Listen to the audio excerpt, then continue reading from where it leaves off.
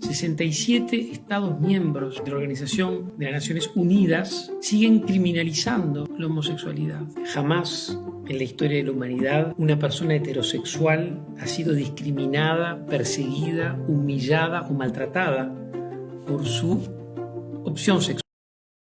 En Honduras es prohibido el matrimonio igualitario, el cambio de nombre, el cambio de género, la adopción. Antiguamente la idea era excluirte, irte a vivir al bosque, irte a vivir a la mar, irte a vivir a algún espacio excluido. Yo como persona trans que viví invisible por muchos años, creo que un armario abierto es reconocer quién eres, cómo eres y por qué eres.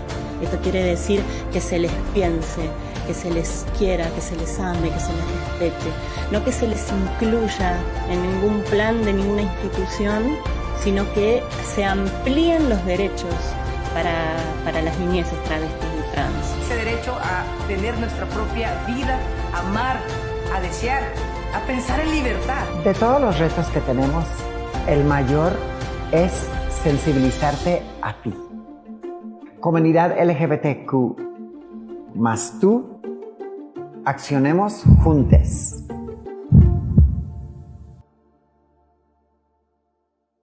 Buenas tardes en América Latina, buenas noches en Europa, saludos desde Panamá. Soy David Fernández, coordinador del Centro Cultural de España en Panamá. Bienvenidos, bienvenidas, bienvenides.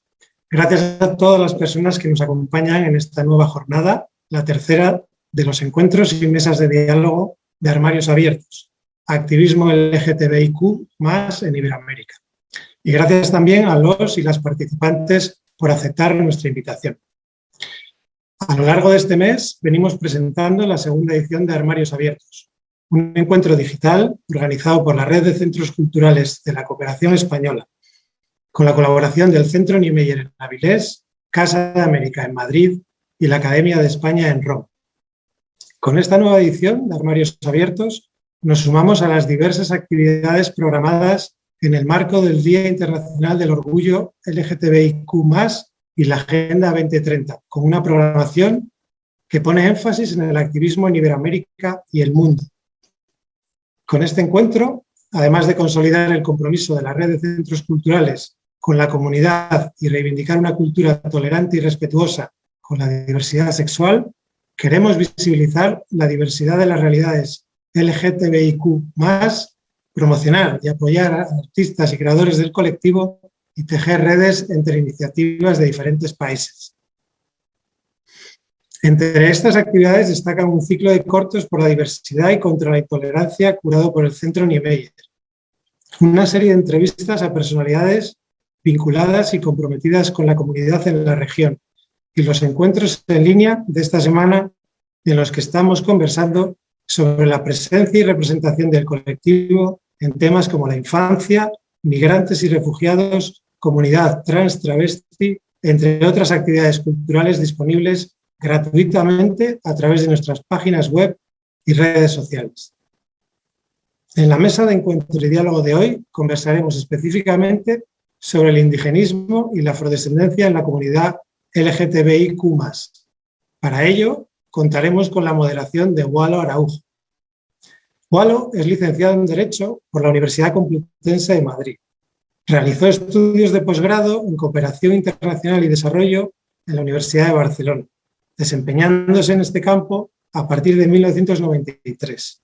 Entre 1996 y 2008 trabajó para la ECIT en Panamá, donde ocupó el cargo de director de programas. Su labor estuvo enfocada principalmente hacia temas de interculturalidad y pueblos indígenas, trabajando en múltiples proyectos de cooperación con el Congreso General de la Comarca Indígena de Gunayala. A partir del año 2000, en el que culminó sus estudios de posgrado en Gestión Cultural en la Universidad de Barcelona, ha trabajado en un gran número de iniciativas en ese ámbito, con un fuerte énfasis en comunicación, proyectos editoriales, exhibiciones y proyección de documentales, entre otros. También ha sido director general de las ediciones 7ª y 8ª de la Bienal de Arte Contemporáneo de Panamá. Desde 2008 trabaja para la Fundación Ciudad del Saber, donde actualmente desempeña el cargo de líder de proyectos estratégicos. Le doy la bienvenida y le cedo la palabra a Wal Araujo para que sea él quien presente al resto de participantes de la tercera mesa de Armarios Abiertos. Muchas gracias y saludos desde el Centro Cultural de España en Panamá. Gracias, David, y gracias por la invitación. A ti y a Juan Sánchez, a la Red de Centros Culturales. Estoy muy contento de estar aquí en esta serie de Armarios Abiertos y especialmente hablando de activismo con esta gente tan luchadora y aguerrida que no conocía. La verdad que y ha sido una oportunidad maravillosa para conocernos y para estar en contacto, ¿verdad? Desde varios países. Yo estoy acá desde Panamá y bueno, les voy a presentar primero a Amaranta Gómez Regalado. Amaranta es muche, zapoteca, del istmo de Tehuantepec, en Oaxaca. Es activista y antropóloga social desde hace más de 20 años en el ámbito local, regional e internacional, en áreas de trabajo que van desde salud, sexualidad, derechos humanos y promoción cultural. Forma parte del Grupo de Trabajo Internacional para la Prevención de VIH y SIDA en Comunidades Indígenas. Fue co-directora del Fondo Internacional para Personas Trans entre 2014 y 2017 y es catedrática del título de Expertos Indígenas de la Universidad Carlos III de Madrid, España.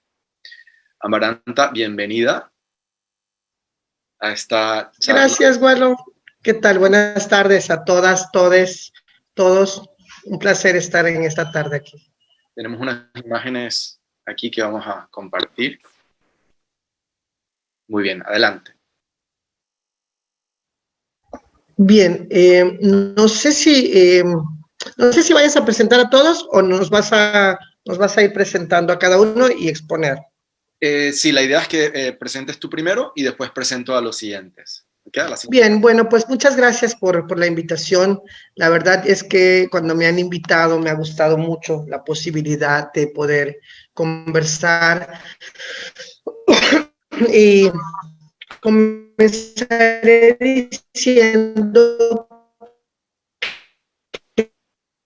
que para mí es importante traer junto con las otras organizaciones. Tengo problemas voy a apagar la cámara porque la conexión no es muy buena, pero entonces, lo que yo les decía hace identidades de género, identidades diversas al interior de los pueblos indígenas, es una oportunidad importantísima para poder entender los procesos históricos, la cultura de la que emanan, de la que vienen, porque eso cruza el sentido de etnicidad. Cómo se cruza la etnicidad con la diversidad sexual y las identidades de género, pero también cómo nos empieza a proponer el hecho de empezar a hablarlo, colocarlo, a pensar en la consolidación de una etnocartografía de las identidades de género indígenas. Y eso me parece muy importante porque nos coloca la posibilidad de empezar una dialéctica intercultural entre las diferentes identidades de género alrededor del mundo, como las muxes a la cual yo pertenezco, o junto con las isras en la India, los Fa'afafine en la Polinesia, los Tu'et Spirit en Canadá, los Sumegit en Panamá, en los pueblos Kuna, los Tepupillán en Argentina, los Machihueyén en Chile. Estas identidades nos permite en este momento tratar de empujar hacia esta dialéctica de la cual podemos aportar desde diferentes lugares. Y sobre todo porque lo que nos agruparía de muchas maneras es la protección de nuestros derechos humanos. De ahí que la necesidad de hablar sobre estas identidades en la escena cultural mexicana, boliviana, latinoamericana en nuestra región. Primero, porque hay un devenir histórico de la cual hay que dar cuenta para comprender estas realidades. Lo segundo, pienso que la importancia de poder hablar sobre identidades de género es porque estas identidades son preexistentes a la sopa de letras LGBTTI. Porque además lo LGBTI no es suficiente para poder dar cuenta de razón de estas realidades diversas. Y porque además hoy en día hay cuerpos e identidades de género indígenas que están interpelando a sus sociedades, a los estados, a los movimientos sociales y a nosotras mismas, nosotras y nosotros mismos nos está interpelando como instituciones, como personas. Para entender eso, muchas veces decimos o se dice al interior de los pueblos indígenas que eso no existe, o se habla muy poco. Entonces hay que interpretar los silencios, las negaciones históricas, y eso tiene que ver con el proceso histórico y los procesos de colonización. La violencia y colonización no se da solamente a través de los cambios de las tradiciones, los usos y costumbres, sino también la violencia y colonización de la sexualidad y los cuerpos, las prácticas y géneros diversos de las que ya vivían nuestros pueblos indígenas, y sobre todo de lenguas distintas para referirse a esa diversidad de personas. Por supuesto que con estos procesos colonizadores, los puntos de vista de desnudez, honra, virginidad, incesto, homosexualidad, travestismo, fueron modificándose. Las ideas y prácticas heteronormativas se instalaron, que vinieron desde fuera. Las reglas del juego genérico y sexual precolombina son modificadas. La moral judio-cristiana se implanta, por supuesto, y con la evangelización, Walo, con la evangelización, pues el castellano, la castellanización que nos trajo la colonización, esta castellanización esquizofrénica de la que Mauro Cabral ha hablado en su momento, para encerrarnos en el mundo binario de la y él y no poder pensar en terceros espacios como en la cultura zapoteca, en la lengua del zapoteco del Istmo de Tehuantepec podemos encontrar el artículo neutro ti, que es un artículo que no define al género, sino lo acompaña gramaticalmente. Por lo tanto, con este proceso colonizador, la idea de culpa, el pecado y el castigo llevó a muchos grupos indígenas a guardar silencio con respecto a su realidad humana diversa. En muchos procesos, ya más tempranamente podemos encontrar algunos datos importantes de ese devenir histórico.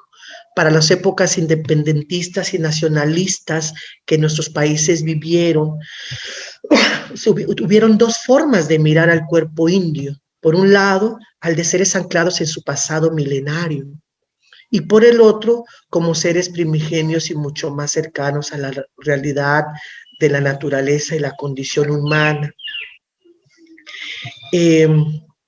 Dos momentos importantes también que nos trae más contemporáneamente, por lo menos en el caso de México, el poder seguir hablando sobre la existencia de la diversidad sexual al interior de los pueblos indígenas, es en 1994 cuando el subcomandante Marcos, con el levantamiento zapatista y en un momento álgido de la relación política que tenía el movimiento zapatista con el Estado mexicano, le manda una carta al movimiento LGBTI que ya nos había dado un poco de patria, Juan Jacobo Hernández, Nancy Cárdenas y demás. Ellos fueron los que recibieron, y muchos otros, esta carta, y esta carta enunciaba y anunciaba y recordaba que al interior de los pueblos indígenas ya existía la diversidad sexual y que debería de construirse esa dialéctica para reconocer que, por supuesto, Stonewall es muy importante como punto, pero no era el punto de partida. Stonewall es un momento hito, es un momento importante, pero no era el punto de partida. El punto de partida era con estas identidades ancestrales.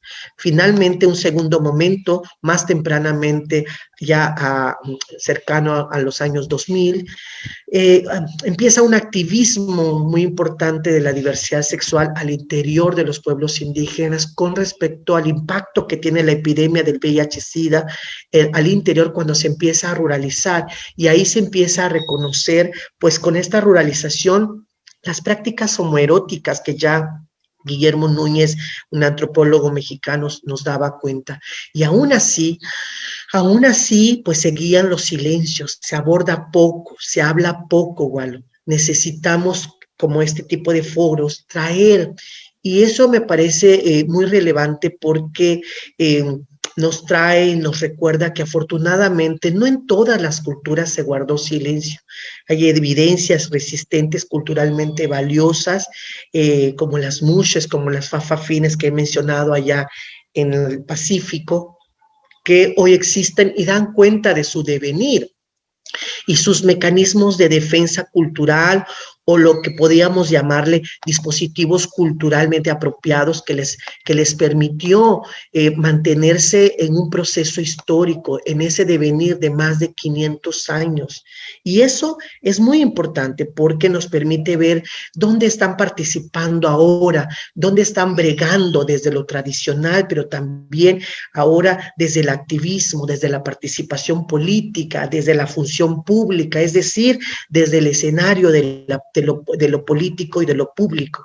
Eso es una parte muy importante. Por eso, y con eso quiero ir cerrando esta primera intervención y después dar paso a mis colegas para después conversar, es que una propuesta que se tiene es la creación de una etnocartografía global de las identidades de género indígenas que nos permita saber, junto con el movimiento feminista, con el movimiento LGBTI, pero también con una visión interseccional, de una interseccionalidad descriptiva que nos permita ver que no solamente se es fafafine, pero también se vive con una discapacidad, o se está en una condición de migrante, o se es negra, ¿no? Y con una interseccionalidad colaborativa para poder hablar y dialogar con el movimiento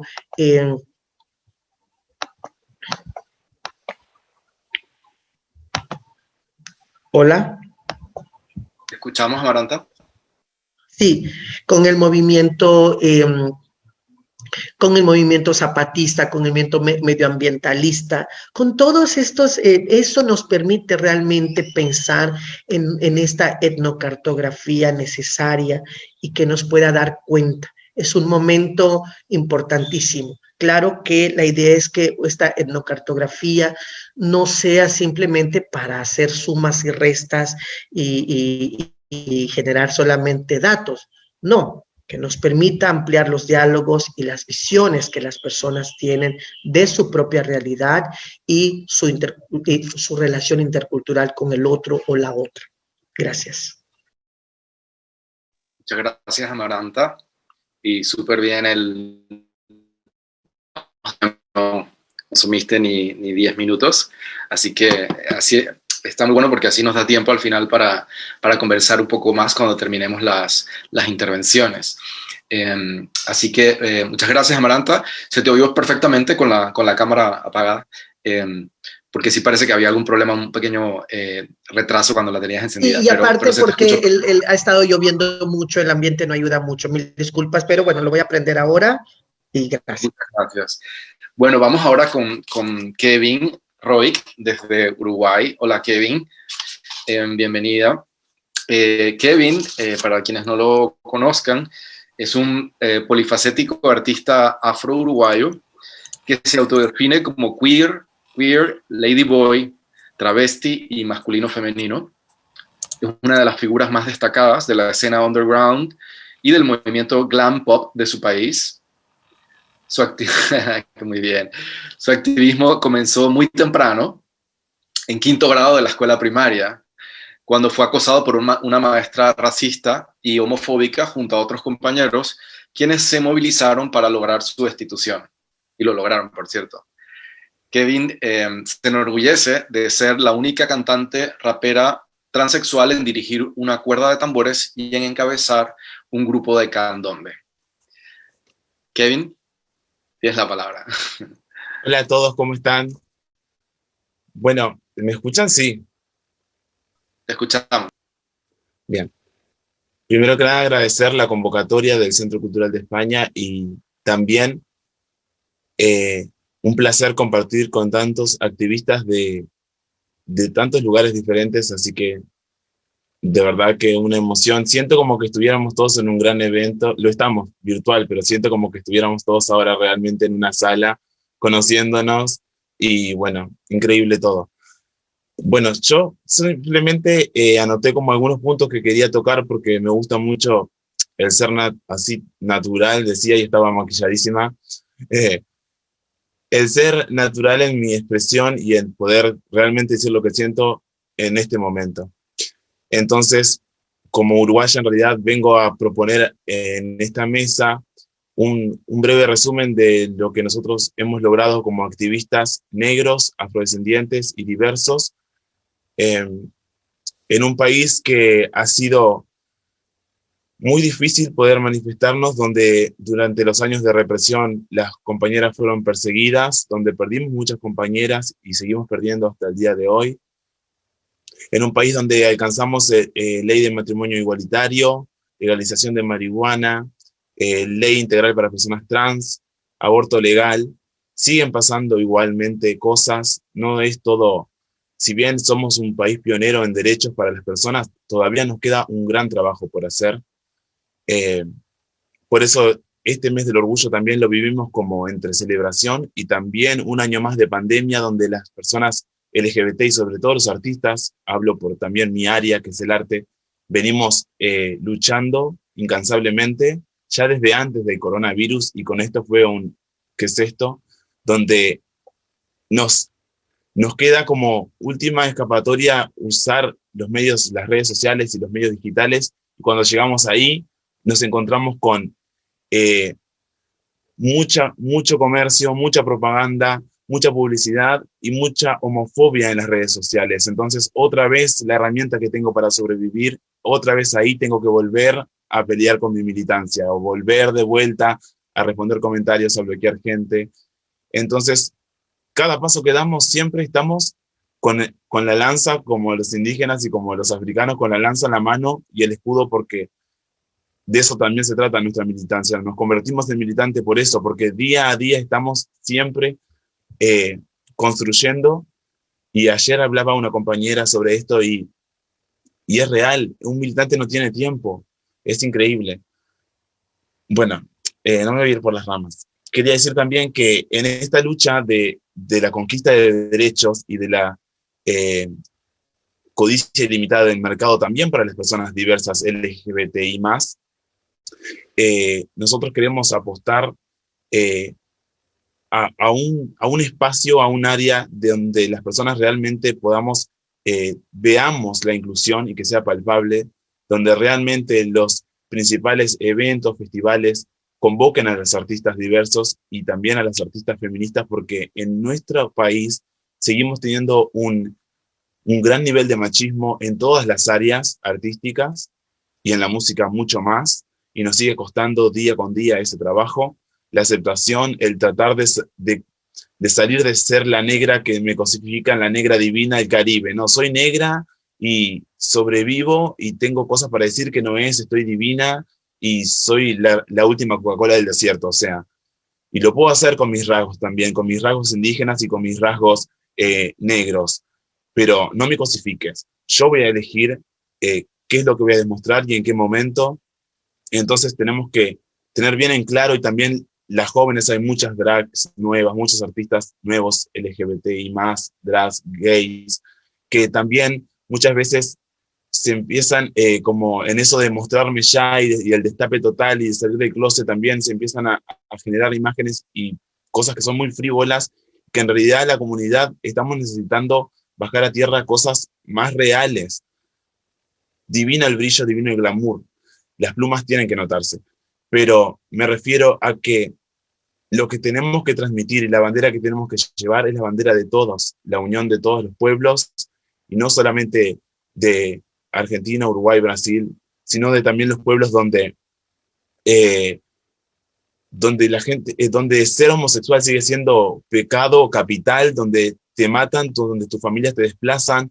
Gracias a Dios, yo tengo a mi madre acá a mi lado y mi familia me acepta, pero no todos los países, y sobre todo los países que no son de América, viven eso. Uruguay es como el país divino que donde todo es posible, y nosotros recibimos gente de todos los países, de Venezuela, de Cuba, gente de República Dominicana que viene como ya agonizando y llega a Uruguay y realmente, claro, se encuentra un panorama que es otra cosa, porque es verdad, a mí la gente llega, por ejemplo, una persona llega a Uruguay que no es del país, llega en septiembre, que justo es la marcha, y de repente camina y se encuentra en el medio de la ciudad un mega escenario con 200.000 personas y una travesti cantando arriba, que eso en Cuba no lo va a ver, o en Venezuela no lo va a ver a este nivel que nosotros lo vivimos acá en Uruguay. Por eso considero que somos un país que encabeza también un movimiento en América Latina de conquista de derechos, pero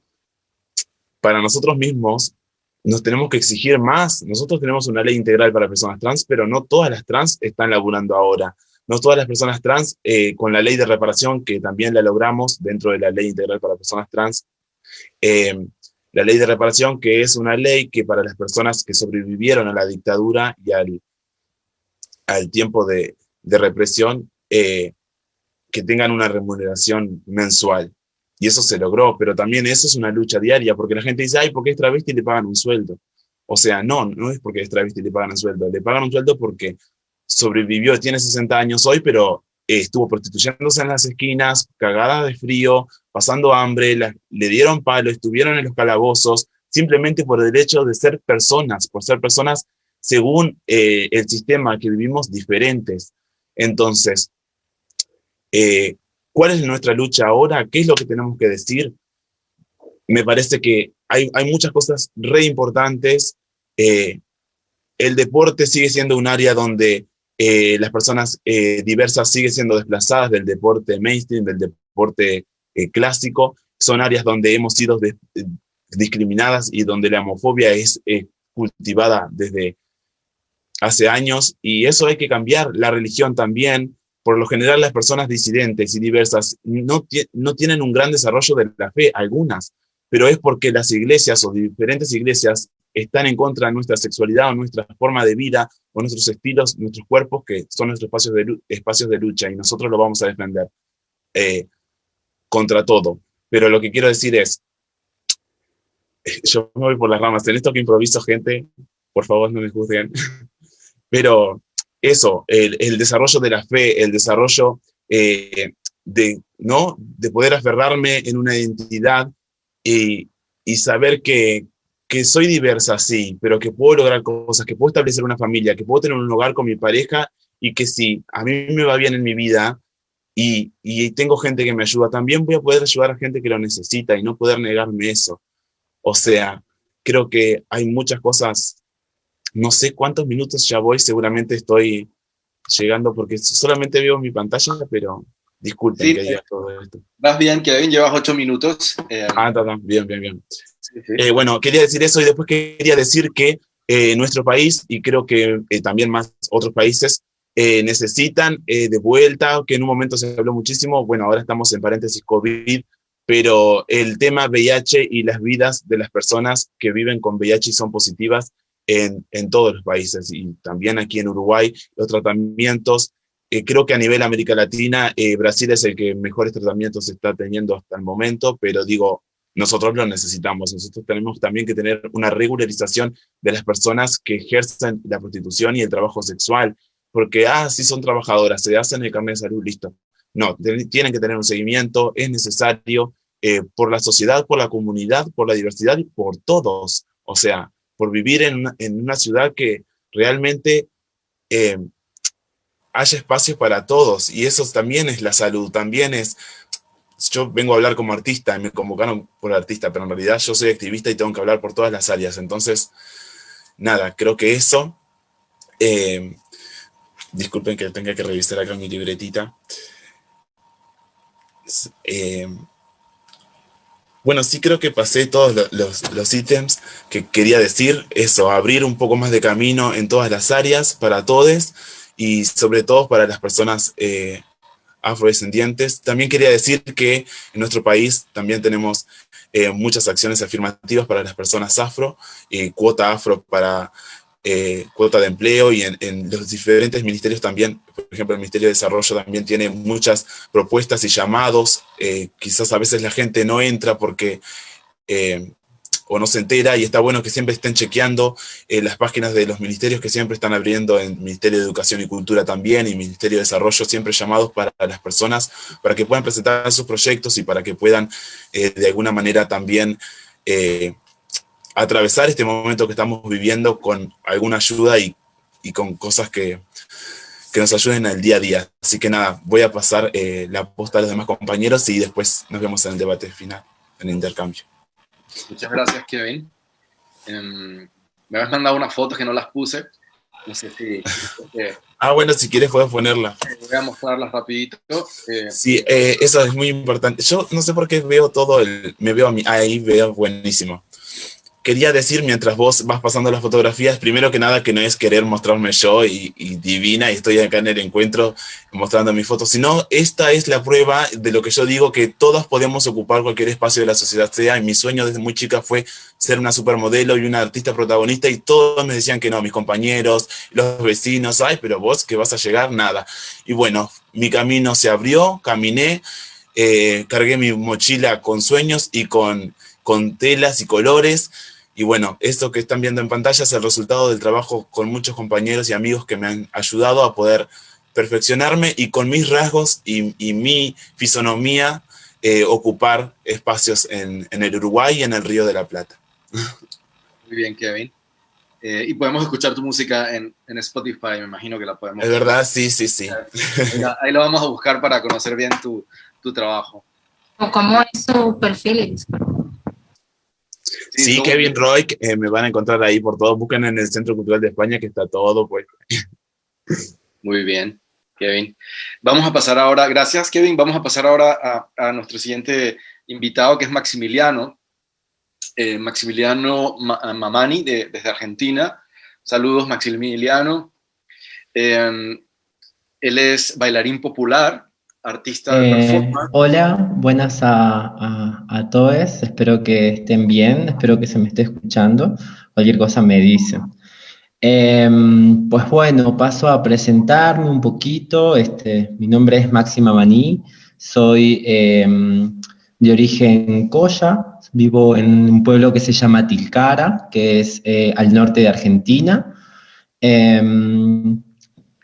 Trabajo ahora actualmente en la carnicería de mi familia. Mi familia tiene una carnicería y somos, pues, es la forma de sobrevivir que tenemos.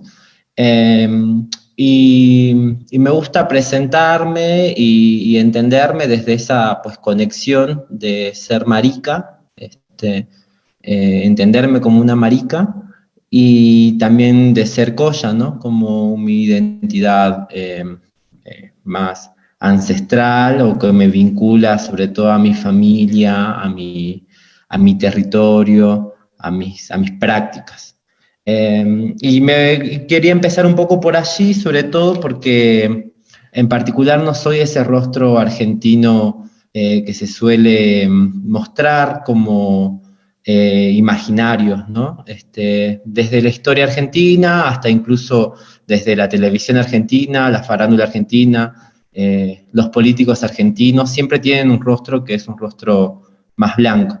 Y creo que es importante decirlo porque esta mesa en particular fue la intención ser un poco más separatistas y poder hablar entre nosotras y las realidades que nos toca de ser LGBT, pero sobre todo además vinculada a nuestro origen racial, hasta nuestro origen territorial, hacia nuestra construcción más ancestral. Y a mí en particular eso es algo que me ha conflictado mucho tiempo de mi vida, porque lo argentino siempre se construye desde una estética blanca, desde una reproducción blanca, formas de sentir, de vivir, de entenderse, la historia, las formas, son de esa construcción y de ese corte colonial. Y allí es lo paradójico, ¿no? Argentina en particular, y hace muy poquito se celebró la implementación del cupo laboral trans para las personas trans en Argentina. Ya tenemos la ley de matrimonio igualitario y también la ley de identidad de género en Argentina.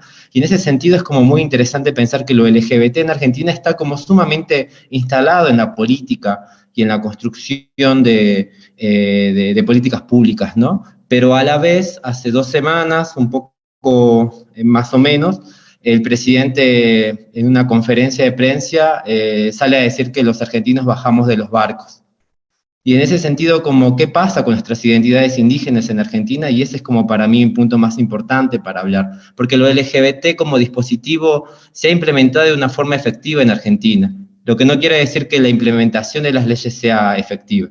Por lo menos como discurso y como construcción de legalidad está sumamente establecida la posibilidad de entenderse en lo LGBT. Pero ¿qué pasa con todos nuestros pueblos originarios y con todas nuestras realidades que escapan de esa realidad? Y allí es para mí algo que perdón si me pongo media como, pero me salta, me pone a llevar la discusión en ese espacio, porque me parece que no debemos empezar a entender cómo encontrar lo LGBT en nuestras prácticas indígenas, cómo encontrar lo LGBT en todos esos otros mundos que no son ese mundo occidental blanco capitalista, sino que pensar en términos de LGBT y en términos de indios y en términos de indígenas significa entendernos no separados como si fueran nuestra autopercepción, como construye de hecho el imaginario LGBT de yo frente al mundo, sino que en el mundo indígena o en el mundo por lo menos de la comunidad en donde yo vivo es más colectivo.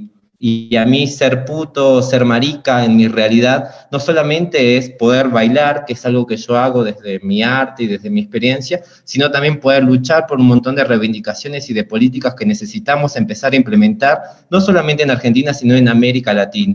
Porque la quita de tierras por parte de las mineras, por la falta de posibilidades, por tener rostros morochitos, por las faltas hasta de posibilidades de imaginarnos en una comunidad y en una colectividad fuera de la argentinidad blanca que se construye, se nos está negando. Y ahí tomo un poco lo que dijo el compa Kevin, ¿no? De esto de pensar, él tiró una frase muy interesante que era como, están contra nuestros cuerpos y nuestras vidas. Y en ese sentido, la legalidad LGBT sí te permite, pareciera, habitar en el territorio argentino, pero como rostros morenos, como rostros indios, como rostros indígenas, no.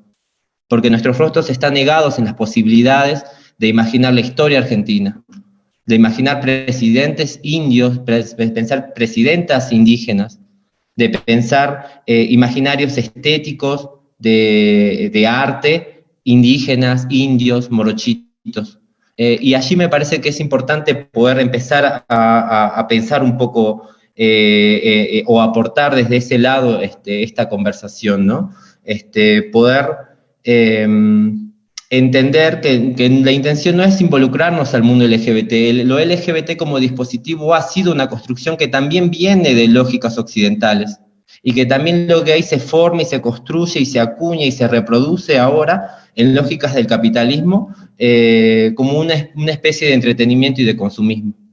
Y nosotros como indios, como indígenas, o como morochitos, o como marrones, queremos un poco también denunciar esas realidades. Porque mi intención no es entrar en ese dispositivo LGBT y que ellos sean mucho más abarcativos, sino poder pensar cómo lo LGBT, si también fue una implementación y una activación política a nivel global para entender nuestras identidades, no lo está pudiendo hacer. Porque nuestras identidades van mucho más que eso, va mucho más que una autopercepción. Nuestras identidades como indios o como morochitos está más vinculada a un procesos históricos mucho más antes, como decía Maranta, no solamente el punto de origen, el mito de origen tiene 50 años en Stonewall, sino que tenemos 500 años de resistencia frente a la colonialidad y tenemos muchos más años anteriores de otras invasiones que se han habido en Latinoamérica.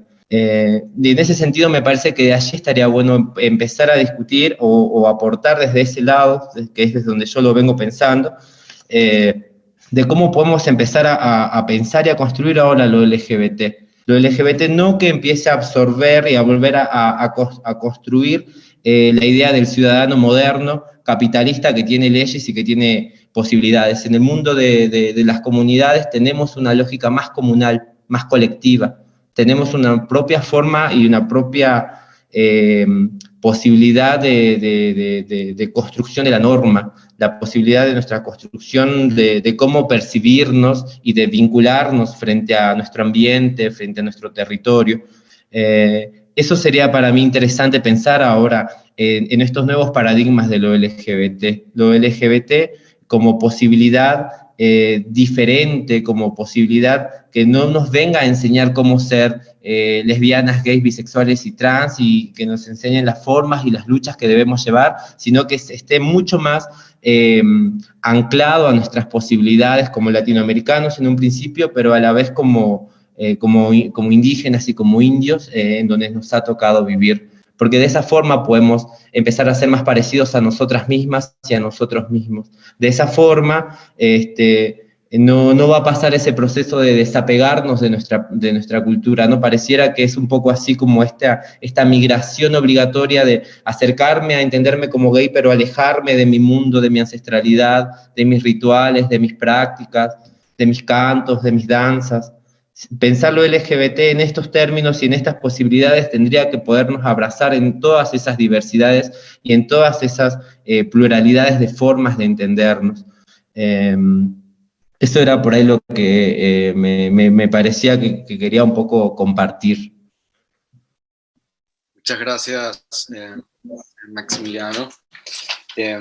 Muy interesante lo que planteabas y muy bien el uso del tiempo. Vamos muy bien, así que nos va a dar tiempito luego para que los compañeros y las compañeras reaccionen. Estamos muy aplicados, Waldo, estamos bien aplicados, no creas.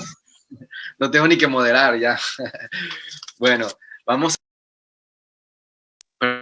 ahora con Javier de Carrington, que nos acompaña desde Honduras. Hola, Javier. Javier es gay, de sexualidad disidente, fundador y director de la asociación Iguales.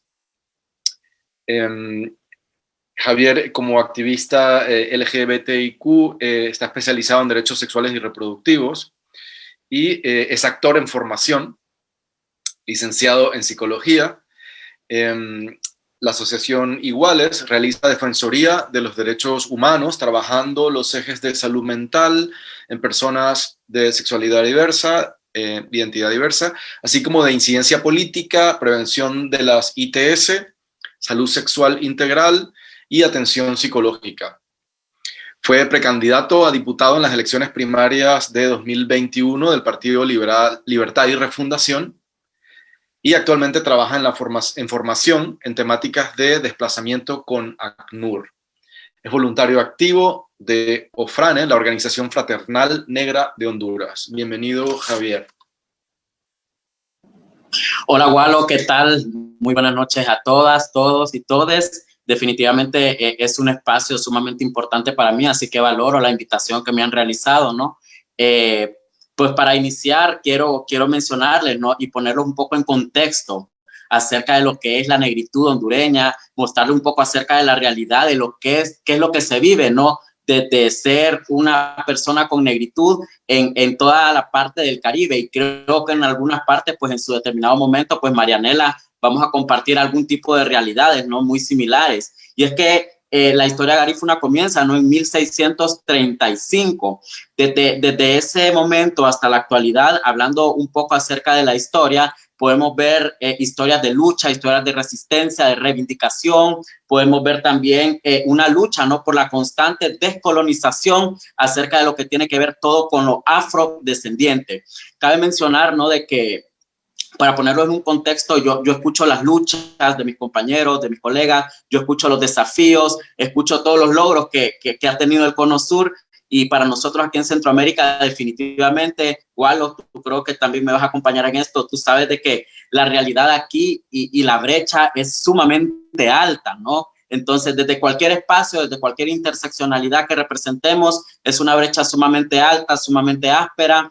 pero lo importante no es mantenernos reivindicando, ¿no? Y hablando un poco acerca de la interseccionalidad, como ser un hombre gay garífuna, podemos ver, ¿no?, de que la lucha ha sido constante. Podemos ver también de que ser afrodescendiente y ser gay en Honduras representa un reto sumamente alto, un reto de resistencia, un reto donde día con día venimos y decimos, bueno, soy gay porque lastimosamente aquí en Honduras, porque cabe mencionarlo, ¿no?, a pesar de que Honduras es un país caribeño, existe el racismo en Honduras, existe la xenofobia, existe la discriminación y el estigma, porque en Honduras cabe mencionar de que estamos completamente colonizados, ¿no? Y esa lucha debe ser constante. Entonces me hago un llamado a la conciencia y me digo, lastimosamente he nacido en un país en el cual me siento orgulloso por su cultura, me siento orgulloso por mi propia disidencia, por mi propio activismo, pero me hago un llamado a la conciencia y vengo y digo, bueno, qué triste es, ¿no?, que en mi propio país no se me permita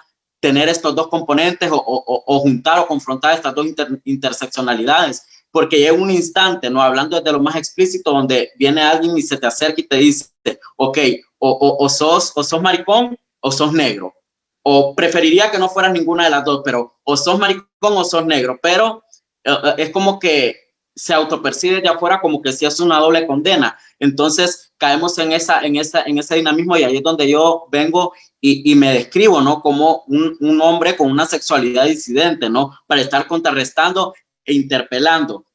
Aquí tengo unas anotaciones importantes, y es que podemos ver de que Honduras, Guatemala y El Salvador, podemos ver de que son los líderes, ¿no?, en invisibilizar los derechos de la población LGBTIQ+, y más aún si son afros. Y para poner un poco y hablando un poco desde lo técnico y desde lo investigativo, desde el año 2009, en el marco del golpe de Estado, hasta la actualidad, en Honduras se han realizado algunos crímenes de odio, específicamente una cantidad de 388, de los cuales solamente igualo 81 han sido completamente judicializados. O sea que estamos hablando de que hay un nivel de impunidad de 91%, y evidentemente la población negra afrodescendiente LGBTIQ estamos dentro de este lamentable índice. Entonces podemos ver, ¿no?, como una lucha constante y de Estado, ¿no?, siempre está ardiendo en llamas, ¿no? Y es que cabe mencionar de que la lucha del Estado con las poblaciones afro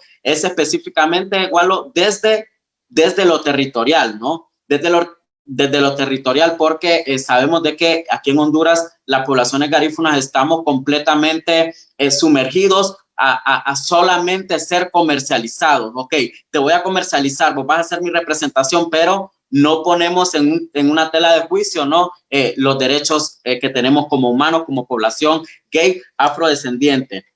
A todo esto quiero mencionar también que en América Latina, en el perfil sociodemográfico, Honduras y Centroamérica, ¿no?, queda completamente abajo en tema de defensoría de derechos humanos afro, ¿no? Y podemos ver, ¿no?, de que está completamente invertida, y esto tiene que ver con una población afrodescendiente que, si le tocara preferir ser afrodescendiente o ser ladino, preferiría ser ladino. ¿Por qué? Porque vivimos en un estado de represión, de sumisión y de atadura, y todo esto solamente triplica los niveles de marginalidad. Ahora bien, podemos ver, ¿no?, cómo, exponiéndoles un poco esta situación crítica y hablándole un poco desde lo investigativo, podemos ver cómo como población afro-LGBTIQ quedamos en completa desventaja, ¿no?, en comparación a toda la otra población que pertenece a Honduras. Y cuando digo en completa desventaja, hablo específicamente de orientaciones sexuales afro, que estamos hablando específicamente de mujeres lesbianas afro y hombres gay afro, pero también podemos ver cómo se interpela el otro sector, que es la identidad de género afro, ¿no?, donde las mujeres transexuales negras en Honduras están completamente sumergidas e invisibilizadas. Entonces, el problema no considero personalmente que tenga que ver con un tema de identidades, ¿no?, de identidades culturales. El tema específico aquí es cuando venimos y queremos censurar, queremos postergar el derecho humano de las personas afro-LGBTIQ+. Entonces, podemos ver que se está es necesario que se cree una agenda política y se gestione una incidencia a favor de las poblaciones afro en Honduras, donde se brinde una prioridad constante y una prioridad latente, ¿no? También recordemos que la inclusión, y esto favorecería de tal manera, y lo hablo como que es una realidad, pero en realidad hoy por hoy, aquí en Honduras, para decir esto, para la población afro es un sueño, pero qué bonito sería, ¿no? Y parece, y suena como una burbuja, y para eso estamos acá, yo creo también, ¿no? Para romper esa burbuja y esos esquemas. Y sería muy importante que el gobierno de Honduras, ¿no? Que toda esta zona del centro y el Caribe pudiésemos venir y poner en la palestra, ¿no? Estos derechos y que el Estado venga y lo reconozca, porque al ser una cultura completamente diversa, Walo, mejora la capacidad intelectual de la sociedad. Y otra de las cosas también que quiero mencionar es de que el racismo y la xenofobia en Honduras está completamente estructurado. ¿Y qué te quiero decir con esto? ¿Cómo estoy de tiempo? Porque de repente yo me suelto y no hay quien me detenga. No, vas bien. ¿Bien? Llevas Ok. Entonces, podemos ver de que el racismo y la xenofobia, ¿no? Y la homo, lesbo, bi, transfobia es un organismo que está completamente estructurado, y cuando hablo que está completamente estructurado estamos hablando, ¿no? De que estamos completamente invisibilizados desde aquellas esferas y estados del poder, ¿no? Y cuando hablo de que estamos estructurados es de que esto llega hasta el ser individuo, ¿no? Que pertenece en la sociedad. Y con eso te puedo dar miles de ejemplos, ¿no? O sea, desde el más explícito, que es como un acoso o un insulto en la calle, como hasta el más implícito, ¿no? Ya sea por tu identidad negra, donde la persona, el individuo te ve, asume, te minimiza con la mirada, te quita espacios de participación. Entonces, estos son algunos detalles. Y podemos ver, creo y considero que el contexto de discriminación y estigma en toda América Latina creo que tiene un núcleo de poder y creo que se maneja, ¿no? En las mismas normas. Lo que sí considero es que depende del sector, es que de repente se ramifica un poco. Claro, en Honduras es cuando hablo de ramificar, pues encierra todo, pero de repente en una República Dominicana no puede estar más potenciado el tema de salud y limitación en los derechos de salud de las personas afro. En Uruguay podemos ver alguna invisibilización de parte de los artistas. Entonces, la discriminación es constante, solo que a veces puede ser, tiene que ser ramificada, ¿no? Porque recordemos también de que como estamos completamente adoctrinados, ¿no? Y tenemos esta lucha constante por decolonizarnos, hay personas que practican la discriminación, el estigma, la xenofobia, y no saben que lo están practicando.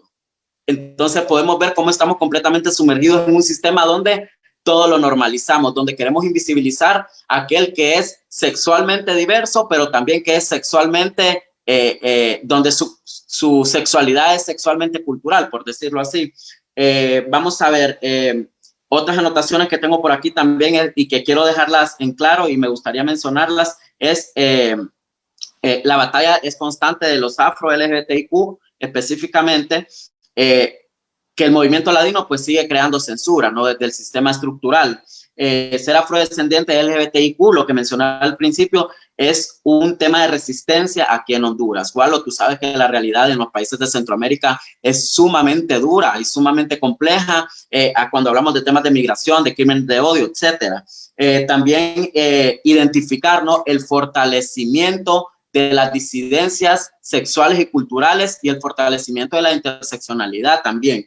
Y por último, para que ya quedar en la disciplina que han tenido mis compañeros también, mencionar, ¿no? de que la lucha debe ser constante por una identidad cultural diversa. Entonces, con esto yo cierro un poco para luego ahondar con mis colegas. Muchas gracias, Javier. Se me ocurrieron muchas cosas mientras hablabas y muy interesante también lo que vi en tu biografía, que estás trabajando con poblaciones migrantes y desplazadas. Luego tal vez nos puedes contar un poquito más de eso. Ahora les presento nuestra última panelista. Es desde República Dominicana, desde Santo Domingo. Marianela, si puedes prender tu cámara para que te vean el público. Marianela Casal, bienvenida, es abogada feminista con más de 15 años de experiencia de trabajo por la justicia social, sexual, económica y la eliminación de la violencia de género. Ha realizado un extensivo trabajo de abogacía de los derechos humanos de las mujeres y de las diversidades sexuales. Forma parte de varias redes regionales de defensa de los derechos de las mujeres y de las personas afrodescendientes, entre ellas la Red de Mujeres Afrolatinas, Afrocaribeñas y de la Diáspora, y el Comité de Latinoamérica y del Caribe para la Defensa de los Derechos de las Mujeres, CLADEM. Es fundadora de la Coordinación Política y Técnica de la Coordinadora Lésbica y de Hombres Trans, COLET, y del Espacio de Acción Afrofeminista Antiespecista República Libre. Bienvenida, Marianela. Muchísimas gracias, un privilegio para mí poder compartir esta mesa con personas que acabo de conocer y estoy maravillada de escuchar, y espero que sea una oportunidad para hacer lazos y conspirar esta mesa para a lo mejor crear menos contenido a favor de los derechos humanos desde un enfoque desde Pachamama.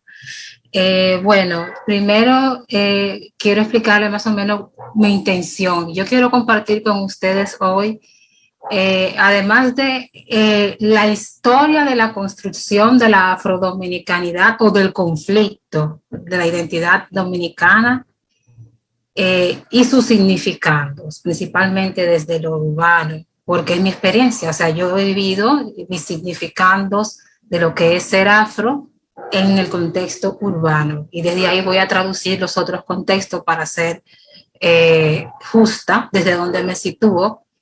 También me voy a situar desde un enfoque del feminismo queer y feminismo antiespecista para plantear respuestas a posibles o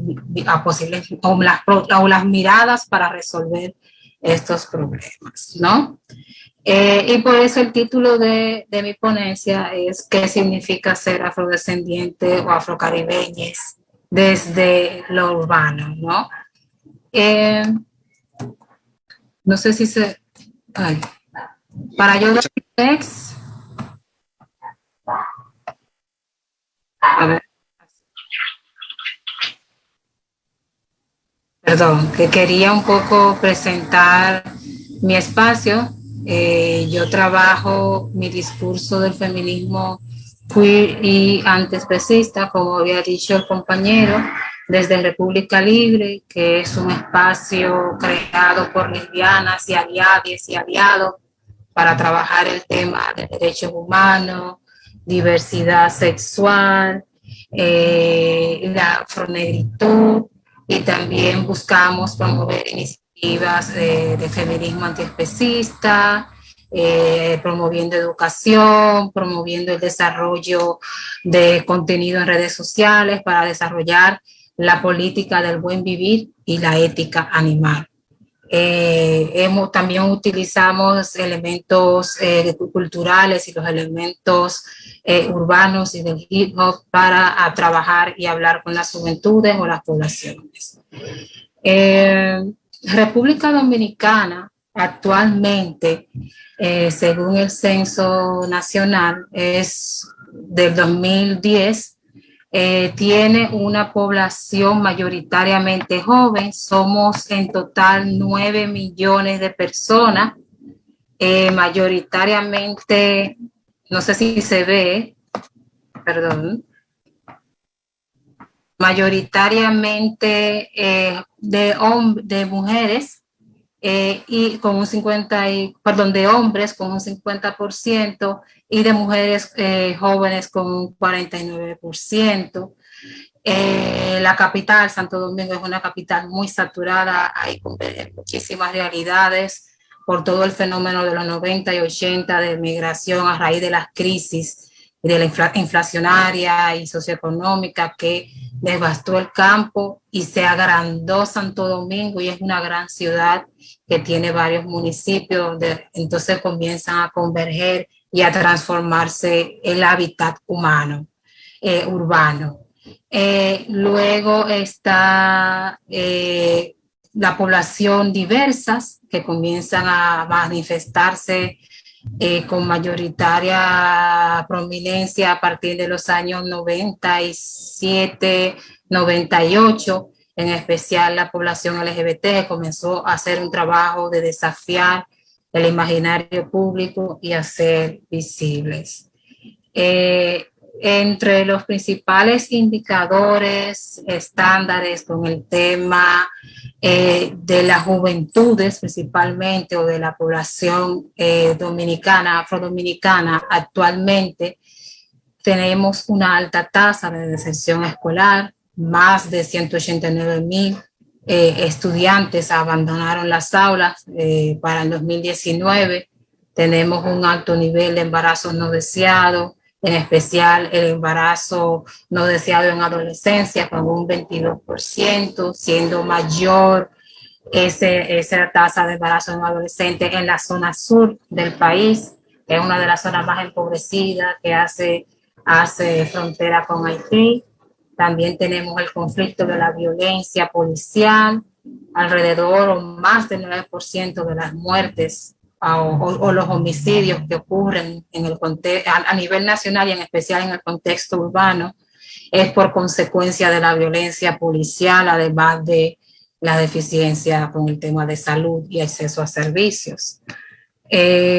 También tenemos a nivel también de estadísticas que evidencian la situación afro, las estructurales, que está el desempleo, que tenemos un 31%, la expresión del racismo y la discriminación. Actualmente en Dominicana se denuncia o se habla de racismo y discriminación para hablar de despidos injustificados, negación a acceso a espacios públicos, y se ha incrementado mucho el tema de las denuncias, principalmente a partir de los años 2000, cuando comenzaron también a crearse espacios de reivindicación o diálogos con el tema. Se creó una procuraduría especializada con temas de derechos humanos. Entonces sociedad civil hemos comenzado a perder miedo y a comenzar a crear la cultura de la denuncia, y eso ha ayudado mucho a visibilizar el tema de la lesbofobia también, y de los crímenes de odio, que más de 12 al año o cada 2 años se pueden contabilizar. Actualmente la organización rebasa, más adelante voy a pasar datos específicos sobre el estado del arte de la población LGBT, pero esa organización ha podido registrar más de 49 casos y solo 5 han podido ser judicializados. Ya ustedes se imaginan cómo ha sido el tema de acceso a justicia y el manejo del sistema judicial dominicano. Pero para poder seguir hablando de los significandos de lo que es ser afrodominicana o afrocaribeña, yo quiero volver atrás un momento y reflexionarles sobre cómo fue el proceso de construcción de esta identidad, que nace a través del conflicto, un conflicto latente que a veces se manifiesta, como hoy en día, con la crisis del río Masacre que tenemos actualmente, una crisis a nivel diplomática, donde la República de Haití tiene un presumible proyecto de desviar el cauce del río Masacre, que es un río muy importante porque alimenta la mayoría de los riachuelos y de la parte de la zona fronteriza. Se elevan esas tensiones y comienzan también los discursos de negación de lo afro, de negación de los migrantes y los discursos de extrema derecha también, y se comienza a cuestionar las identidades. Entonces, quería un poco reflejar el porqué, y es porque la República Dominicana, según dicen diversos intelectuales, se construye como idea de nación o su identidad a partir de un cruce española, africana e indígena, que luego comenzó a manifestarse principalmente en los esclavos de los ingenios en el siglo XVI. Y en esa collage de compra y de creación de ingenios a partir de la esclavización negra, se comienza a crear la división étnico-política y cultural de la población dominicana, surgiendo también el tema de las tensiones de raza y clase para comenzar a ordenar en los estratos sociales de la República Dominicana. Para entender esto, tendríamos que hacer un análisis desde la protología de la nación dominicana para poder entender bien el conflicto racial dominicano y por qué siempre vive en tensión con la cuestión Haití. Esto es porque nosotros venimos del simple reconocimiento nada más de que venimos de una potencia mundial que fuimos cedidos a Francia a través del Tratado de Basilea, lo cual creó un sentimiento de adaptación muy difícil, con resistencia, y luego pasamos a ser haitianos. Luego de eso se generó una especie en el imaginario y en las narrativas dominicanas, una especie de añoranza a ser cedidos de nuevo al Estado o al modelo de sociedad de España. Otro momento importante fue el proceso de independencia que tuvimos con Haití en el 1844, que fue un proceso bastante sangriento que siempre se vive retomando y usando como argumento para seguir alimentando la resistencia a una mirada de hermandad con Haití. Hubo esa experiencia de la crueldad y la batalla de las expediciones de Dessalines y los intentos de Soulouque y de Pierrot de retomar los terrenos en República Dominicana también, lo cual generó un sentimiento hasta ahora de una supuesta conspiración para que se una la isla. Luego comienza esta construcción de proyectos de independencia y de Estado o filosofía duartiana de nación, que comienza a levantar un discurso en rechazo y odio a esa nación que tenemos al lado y a describirlo como una amenaza eminente, y por eso comenzar a plantearse crear un Estado federal, y ahí comenzaron las luchas por crear un Estado federal o estatal. Luego viene la tesis de Américo Lugo, que comienza a crear un pensamiento dominicano más racializado, creando estratificación y colorismo en el país, y también comenzó a crear también esa reivindicación de ese pensamiento, los sentimientos de xenofobia y de rechazo de las migraciones.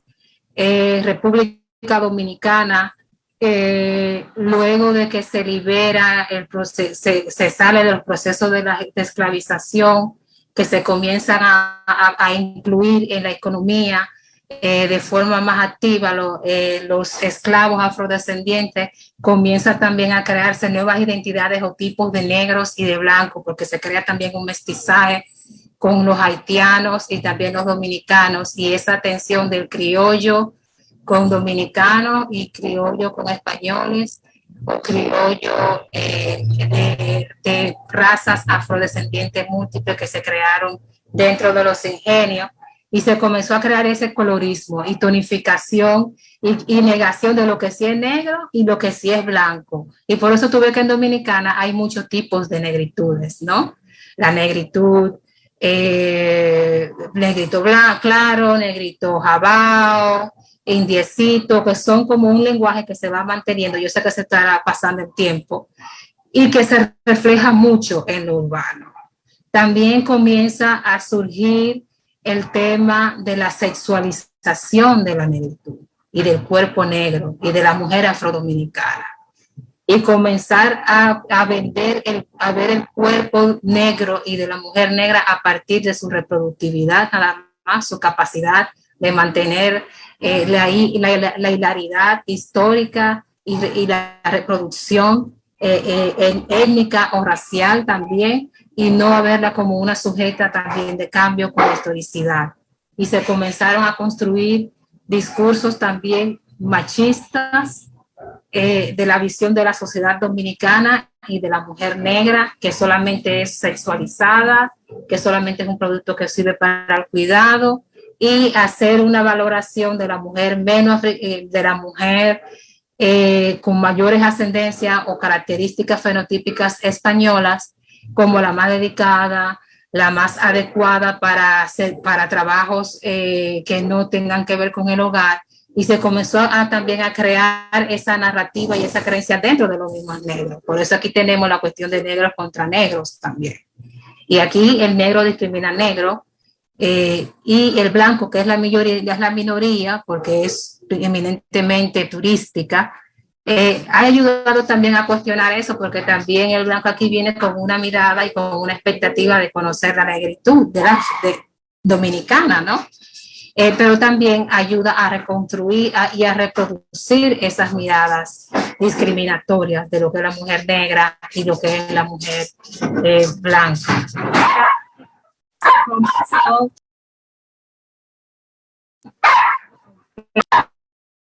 Marianela, si te parece, vamos terminando para poder Ok, comenzar. bueno, pues, quería pasar ahora un poco sobre la situación de la población afro, el LGBT de la República Dominicana, unos slides que les puse.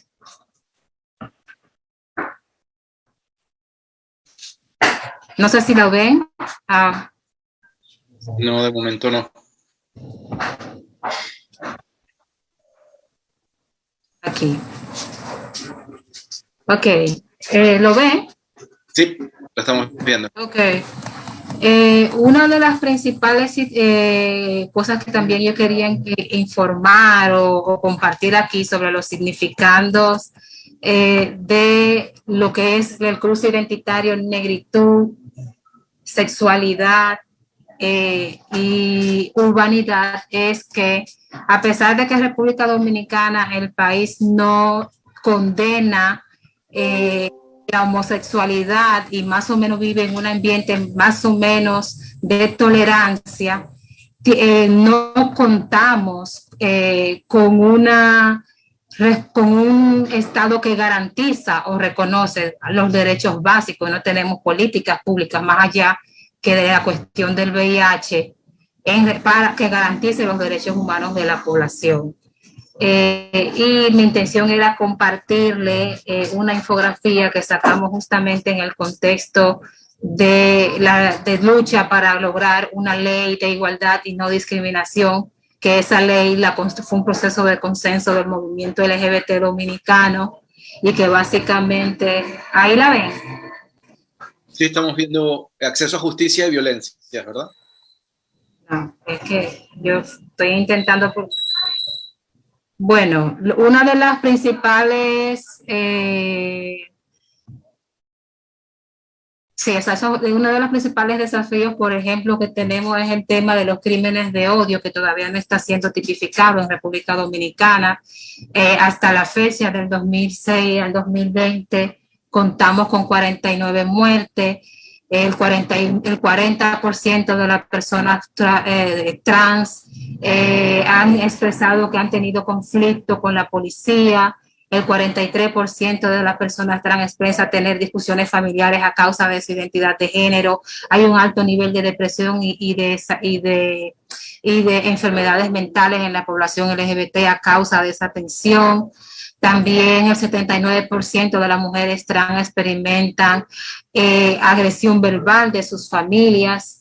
Y también existe lo que son las violaciones y agresiones correctivas contra lesbianas, hombres trans y mujeres queers. También existen lo que es la prohibición de acceso a espacios públicos, principalmente de diversión, a personas que sean presumiblemente LGBT o queer identity. Aquí todavía existe la tensión de tu poder en un espacio público expresar afecto en tu pareja. Existe el apresamiento de personas por verse muy homosexuales, expresando afecto. Aquí hemos tenido experiencia, por ejemplo, en nuestra propia zona rosa, porque no han cerrado todos los bares, no contamos con bares y no han forzado vivir la noche o ser lúdicos en un parque que se llama Parque Duarte, que está en la zona colonial, y ahí hemos experimentado que la Junta de Vecinos ha logrado que se nos niegue el acceso a un parque público, que se construyan narrativas con componentes de medios de comunicación inscritas nacionales como el Listín Diario, que comenzaron a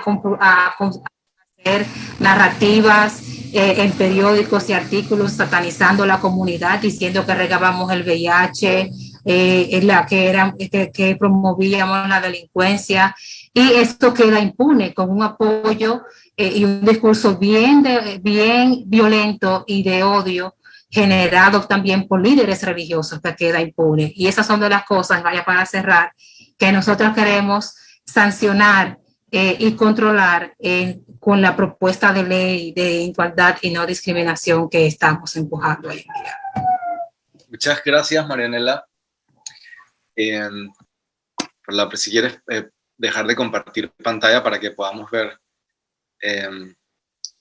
a los otros y las otras ponentes. Pues si les parece también, gracias a todos y a todas por las presentaciones. Mucha información que procesar, ¿verdad? Muchas realidades distintas, algunas cosas en común también, ¿verdad?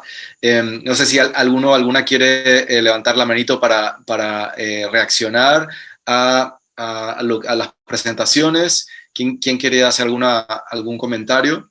Amaranta, no sé si quieres tú reaccionar a lo que hemos escuchado esta noche. Si no se anima ninguno, pues puedo darle yo. Kevin. Amaranta, ¿ibas a hablar tú? Dale, Amaranta. Kevin, adelante.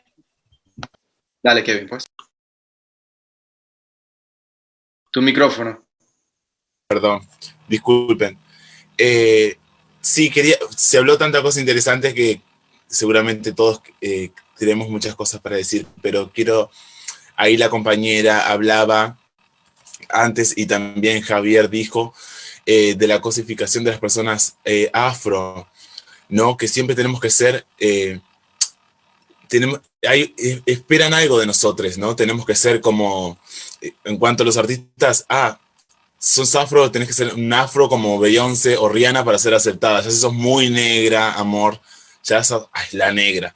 O sea, y con eso también, como hablaba la compañera de República Dominicana, Marianela, lo de, por ejemplo, a nosotras las mujeres trans, o las travestis trans, y negras, por lo general, y las que son trabajadoras sexuales más, hay mucha cosificación, ¿viste? Con eso de la especulación sobre el tamaño de los genitales y también sobre la viralidad de los negros, de los hombres negros también, ¿no?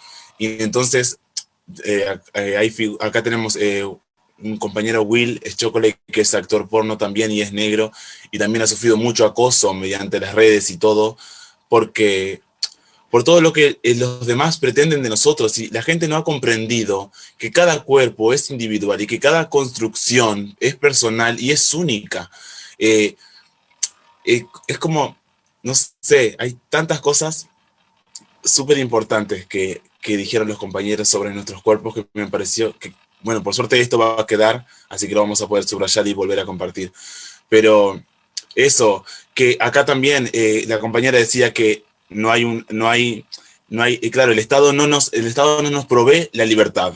Vivimos en democracia y libres, sí, pero nuestra libertad está condicionada por la opinión de los demás que son nuestros pares que conviven con nosotros, las personas de nuestra sociedad, que reaccionan negativamente cuando ven dos hombres que se besan o dos mujeres que se besan y comienzan a agredir en los lugares públicos. Pero no crean que porque acá en Uruguay tenemos políticas públicas afirmativas y todo, eso no pasa. Miren qué pasa. A mí me corrieron de una plaza niños y padres a pedradas. Nos apedreaban como fuera María Magdalena. Y está el video en internet. Porque decían que yo no podía estar en la plaza porque había niños. Y porque yo era una cosa que ellos no sabían lo que era, como lo degenerado, el desgénero, ¿no?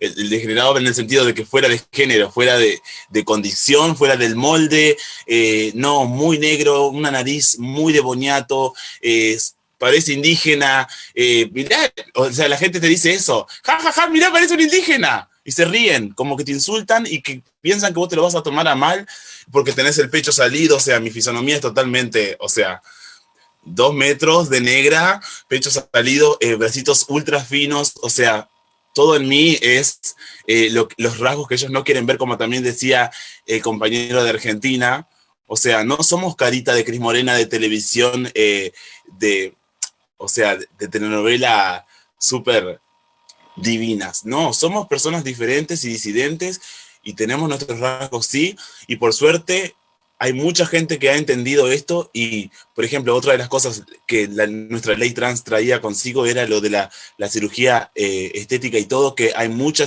cirugía estética y sé que en República Dominicana también ilegal y cosas que se hacen domésticas y que eso no se controla y que ahí también se pierden vidas. Y bueno, seguiría hablando, pero ya vi ahí una señal, así que paso a la posta para que sea dinámico. Kevin, muchas gracias. Amaranta, no sé si quieres completar algo tú antes de darle la palabra a Javier, que levantó la mano. Sí, y me disculpo porque tengo que retirarme ya y tengo otra participación en un foro también. Yo quería rescatar dos cosas. Uno, me parece que mucho de lo que se ha dicho aquí pues nos toca de construir mucho de esos pensamientos heredados, que muchas veces también lo repetimos, a manera de autocrítica, lo repetimos, lo reproducimos, y eso también hay que traerlo aquí. Y tenemos una gran oportunidad, yo creo que la gran oportunidad que nos ha ofrecido justamente Kimberly Crenshaw, cuando nos plantea la visión de la interseccionalidad. Ella hablaba sobre esta oportunidad de pensar en la interseccionalidad descriptiva, ¿no? Que no basta ser mujer, sino también se es negra, se es migrante, se es con discapacidad y una serie de condiciones que lo que hace es mostrar esta vinculación de realidades que están conectadas entre sí y que están basados en un mismo marco de opresión. Creo que eso es básico e importante. Pero más allá de esa interseccionalidad descriptiva, tenemos que corrernos hacia una interseccionalidad colaborativa, le llamo yo. Es decir, necesitamos aliarnos con otros movimientos en América Latina. Lo afro se cruza con lo indígena, con la migración, con las discapacidades, con muchas realidades. Porque cierto es que la queja pues, está bien, la denuncia está muy bien, pero tenemos que tener una capacidad creativa de imaginar de cómo queremos mejorar condiciones, reivindicaciones en nuestra región latinoamericana. Y solo para llamar un poco mi atención con mi compañera Amani en Argentina. Cierto es que no queremos que el movimiento LGBT se convierta en el movimiento o que hable a nombre propio. Pero yo sí creo que no hay que perder de vista esa interseccionalidad colaborativa. Ellos en este momento, las categorías tienen fuerza, están organizados en muchos sentidos. Lo que tenemos que empezar es a construir una dialéctica, un diálogo en donde reconozcan nuestra riqueza, nuestro aporte, nuestra diversidad y que no nos avasallen, incluyendo la categoría trans. Cuando un antropólogo, un periodista viene y pregunta por una hijra en la India o una musha en México en una cultura indígena, inmediatamente coloca la categoría trans. No, no somos trans, pero tampoco voy a negar que la categoría trans es una categoría política potente, que está en la legislación, que está en los discursos, que está en la política pública, y eso es muy importante. Entonces, creo que vamos a tener que ser capaces de revertir eso y de reinventar y de construir nuestros propios parámetros y nuestras propias realidades que no nos acomodan, pues. Muchas gracias, Amaranta.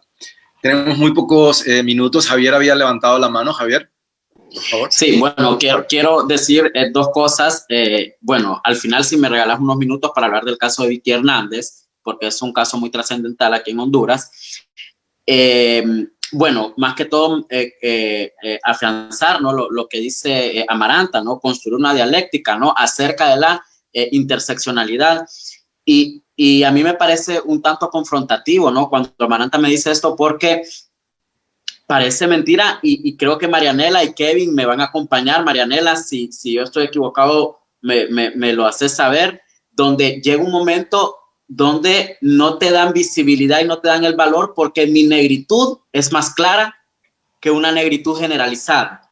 Entonces, comprender y entender, ¿no? Que la interseccionalidad de cada quien se va construyendo según el proceso culturalizado de esta persona. Entonces, a mí me llamaba la atención esto porque inclusive cuando yo me sentí muy emocionado por la convocatoria y lo compartí con unas compañeras trans, lo primero que me dijeron fue, y sabiendo de que yo soy descendiente del litoral atlántico del país, lo primero que me dijeron fue unas compañeras trans, en serio, pero es que vos no pareces garífuna. Entonces, vemos, ¿no?, cómo está la constante confrontación dentro del mismo colectivo LGBTIQ+, donde no nos respetamos las interseccionalidades entre nosotros mismos. Entonces, es algo, ¿no?, que es algo que se debe llamar la conciencia, que se debe llamar a la confrontación y que debemos de tener una autocrítica y respetar el proceso de construcción de la interseccionalidad de un individuo ajeno, ¿no? Entonces, básicamente mencionar esto y por último mencionarles de que aquí en Honduras tuvimos un caso histórico y emblemático donde la Corte Interamericana, después de casi 12 años, después del golpe de Estado, el Estado de Honduras fue completamente condenado por la muerte de Vicky Hernández, por la muerte que ocurrió en el marco del golpe de Estado. Entonces, ha sido algo sumamente histórico, ha sido un hito y no quería dejar de mencionarlo. Y lo de la interseccionalidad, no respetar la interseccionalidad de aquel. ¿Por qué te voy a invisibilizar si vos como afro sos más claro? ¿Por qué te voy a invisibilizar si vos como afro LGBTIQ+, sos más oscuros, sos más altos? Entonces, respetarnos siempre esos límites. Todos tenemos un activismo diferente. Gracias, Javier. Vamos con Marianela, que tiene la mano levantada. Si alguien quiere también hacer uso de la palabra, por favor, que levante la mano para saber que están ahí en fila para darles la palabra. Marianela, vamos brevemente, que nos quedan ya un poco tiempo. Sí, perdón. No, simplemente porque no pude decir la parte de las propuestas y los enfoques en mi intervención, me pasé del tiempo. Quería conectarlo con este debate que surgió ahora, el tema de las interseccionalidades, porque mi identidad es muy interseccional. Yo soy un ser interseccional, queer, y desde ahí también yo me relaciono con el movimiento LGBT, el movimiento afro, el movimiento feminista, porque lo humano es interseccional. Y nosotros nos relacionamos en función al otro y a lo otro. Y el otro. Yo creo que debemos de hablar desde ahí siempre. Y por eso para mí la respuesta es el feminismo queer, el activismo queer, que es el más amplio, que es el que más abre la puerta para el diálogo, interidentidades y también reconoce la construcción del otro. Entonces, para mí, si se crean espacios de convergencia entre movimientos, tiene que ser desde el discurso de lo interseccional, que es el discurso que el movimiento afro, desde mujeres afro, como dice la compañera, ha siempre trabajado, inclusive para poder negociar con las feministas blancas. Entonces, creo que debemos de respetar esa herramienta política, esa metodología política. Nosotros como movimientos de Afro-Latinoamérica y también de pueblos originarios del sur, tenemos que hablar desde ahí, porque también dentro de las interseccionalidades yo puedo entender cosas que, por ejemplo, yo hasta ahora no entendería de una persona carnicera, porque mi feminismo y mis interseccionalidades y mi activismo y mi realidad no lo acepta, lo ve como opresión, porque yo desde mi interseccionalidad entiendo la opresión de otras especies y entiendo mi privilegio como ser humano, porque mi feminismo y mi activismo no es antiesclavista y antirracista, dice que yo soy víctima de un sistema de opresión heteroblanco, antropocéntrico, que lastima a la Pachamama, que va en contra del buen vivir, que invisibiliza la diversidad, que quiere heteronormar, que quiere hacer como una especie de aglomeración de identidades y de definiciones de lo que es humano para a través de ahí manipular. Entonces yo creo que crear nuestras propias instituciones, nuestras propias narrativas y nuestras propias identidades y respetar las interseccionalidades y desde ahí trabajar. Porque yo sí estoy dispuesta a trabajar aquí, por ejemplo, a partir de un discurso que una, no que divida o que quiera colonizar. Muchas gracias, Marianela. Maximiliano, ¿quieres ir para ir cerrando? ¿Quieres hacer algún comentario tú, una intervención tú? Sí. Bueno, me he quedado pensando varias cosas. Me parece muy Primero y antes de todo agradecer pues al espacio, por si ya es como las últimas palabras.